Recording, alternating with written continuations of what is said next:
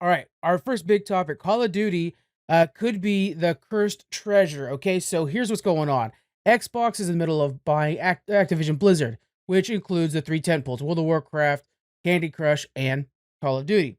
Now, part of the process when you're buying when two companies merge like this, it's there's one company's acquiring another one, is you have to be approved in like 15 different countries to make sure that that can be okayed. Xbox is trying to claim that Call of Duty is not necessarily that big of a deal, that anybody can make a shooter, and so it's okay if they acquire and make exclusive Call of Duty.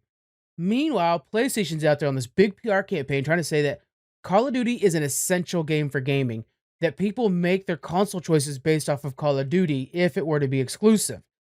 Squeaks, do you feel like Call of Duty is that important to gaming? Honestly, yeah, I think it Yeah. has tons of power when it comes to first person, I'll say military type, games. Yeah. And we go way back to the days that we used to stand in line for Modern Warfare 1 at like a Game Crazy, Oh yeah. Yeah. when those were around. So I think Call of Duty is potentially like what Warcraft is for MMO. It's that gold standard that True. we will Good compare example. everything else to. Both being Yeah. acquired by Xbox right Yeah. now. So Yeah. most definitely. And I mean some I don't recall. I know Destiny did it and it Destiny was released on everything, but certain content was exclusive to PlayStation at one time. Right. I haven't really I will admit I kind of died off on the Call of Duty. I mostly Yeah. just play, when they're on sale for the campaigns cuz like I said, gold standard for campaign. Those things are a blast, action packed. I love it. Um so I don't know. What do you think? Do you think like this might destroy a certain console for It the would if it was exclusive? there's a lot of players who wouldn't care, but like same thing with Madden. I think it's the Madden crew as well. Like if Madden were to only come out on Xbox, there are a lot of gamers who would then buy that console because they only played Madden. And I think there are a Yeah. lot of people who only play Call of Duty. Daniel, who's often on this podcast, he had COVID and strep throat one time and still coughing his way through fucking Warsaw. The Like, you Warzone. know, people play Call of Duty. So making it exclusive to Xbox, I think would definitely drive people to the Xbox over the PlayStation. Oh Just yeah. as Spider-Man did for PlayStation. Like if you wanted to play Spider-Man, one of the best, if not the best, superhero game ever made, you had to buy a PlayStation. It was an exclusive for them. Yeah. And so I think go for it, PlayStation. Go ahead and push this, but understand that it's just Xbox acquiring an exclusive rights to something. Does I think the thing that PlayStation is trying to say is that this is so big that it actually sets a whole new precedent that a game can't be owned by any one company.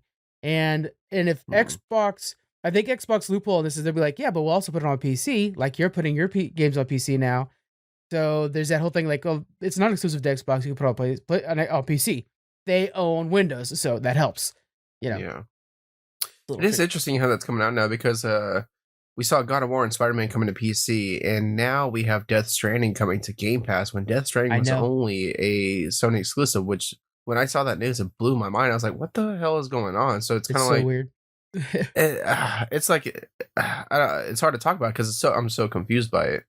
Yeah. Um, I just don't get it. Yeah. Well, I think the console war is one of those things that's really manufactured on our side, right? I think it's fun to talk about, oh, I got the PlayStation, I'm a PlayStation boy, oh, I'm an Xbox No. fanboy. I think that's mostly fan manufactured on our side. There's some fuel added by the companies because they're like, hey, if you guys argue about our stuff, you're talking about our stuff, so heck yeah.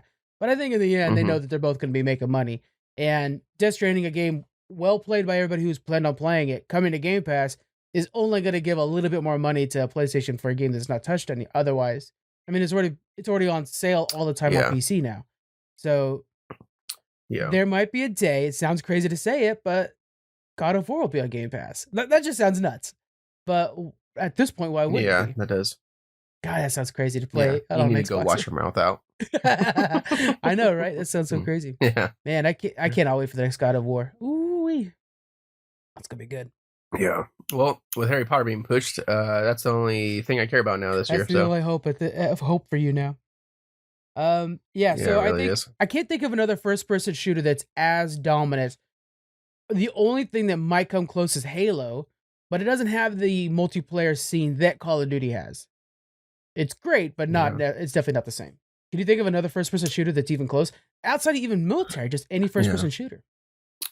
Well, so I was gonna go back to the military only because of Battlefield, right? Battlefield has these massive maps that you can do multiple objectives for. Yeah. And that's fun, but that lasts, I feel like, so long. And maybe Right. that's just Right. me. Right. Right. No, I think you're right. Yeah. Maybe it's just yeah, maybe like I said, maybe it's just me. It doesn't pull me. It pulls me in for a time frame, and then I kind of just fall off.